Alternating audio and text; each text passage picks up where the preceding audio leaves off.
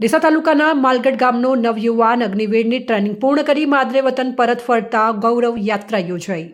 સમગ્ર ભારત દેશનો જવાન આપણા ભારત દેશની રક્ષા માટે અલગ અલગ બટાલિયન મારફતે દેશની સુરક્ષા અને રક્ષા કરવા માટે આર્મી જવાનો બોર્ડર હોય કે શહેર હોય, કર્ફ્યુ હોય કે કોઈ હુમલો હોય, કોઈ ઋતુ હાડ થ્રીજવતી ઠંડી હોય કે ધબધકતી તપતી ગરમી હોય કે પછી ગમે તેવો વરસાદ હોય, 24 કલાક આર્મી જવાનો હર હંમેશ દેશની રક્ષા અને દેશના લોકોની રક્ષા કાજે તત્પર અને તૈયાર રહેતા જોવા મળે છે। ભારતની અલગ અલગ બટાલિયન જેવી કે Indian army, BSF, CRPF, CIFS, SRP જેવી અલગ અલગ કંપનીઓ આપેલી છે। તેમાંથી એક એવી કંપની છે તે ઇન્ડિયન ટિબેટિયન બોર્ડર પોલીસ એટલે કે ITBP અને આજે માલગઢ ગામનો નવયુવાન સુભાષકુમાર હરચંદ્રજી સોલંકી ITBPની 11 મહિનાની સખત ટ્રેનિંગ પૂર્ણ કરી પોતાના વતન પરત ફરતા પોતાના પરિવારો અને ગ્રામજનો દ્વારા ભવ્ય ગૌરવ યાત્રા નીકાળવામાં આવી હતી।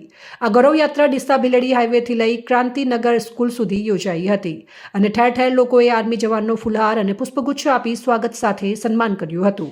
આ ગૌરવ યાત્રામાં વંદે માતરમ, ભારત માતા કી જય, જય જવાન જય કિસાન વગેરેના નારાઓ ગુંજી ઉઠ્યા હતા।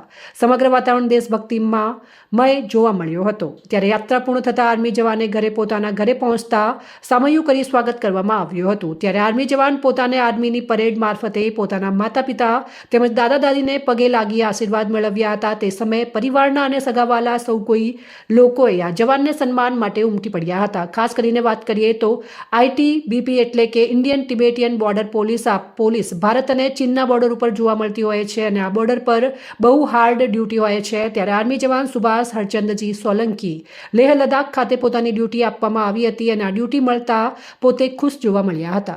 મારું નામ સુભાષકુમાર હરચંદજી સોલંકી છે। હું ITBP Indo Tibet border police ફોર્સની અંદર ભરતી થયેલ છું। મારી ફર્સ્ટ પોસ્ટિંગ લેહ લદ્દાખ આવેલ છે, લેહમાં 37 બટાલિયન ને મેં મારી મરજીથી ઇન્ડિયન આર્મી જોઈન કરેલ છે। હું 14/1/2025 મારી ટ્રેનિંગ સ્ટાર્ટ થઈ હતી ને 20/12/2025 મારી ટ્રેનિંગ ખતમ થઈ। 11 મહિનાની સખત આ ટ્રેનિંગ શિવગંગા તમિલનાડુની અંદર મારી થયેલ છે ટ્રેનિંગ। અને આ ટ્રેનિંગ ક્યાં આપી તમારી? મારી ટ્રેનિંગ RTC શિવગંગા તમિલનાડુ। બીજા લોકો શું સંદેશો આપવા માંગો? બીજા લોકોને સંદેશો આપવા માંગુ છું કે તમે પણ ભારતીય સેનામાં જોડાઓ અને દેશની બોર્ડરને મજબૂત કરો અને દેશ સેવામાં પોતાનો ફાળો આપો। દેશને વિદેશવાળો શું સંદેશો આપો? દેશવાસીઓને સંદેશો આપવા માટે છે કે અમે બોર્ડર પર તૈનાત છીએ, એટલે તમારે ડરવાની કોઈ જરૂર નથી।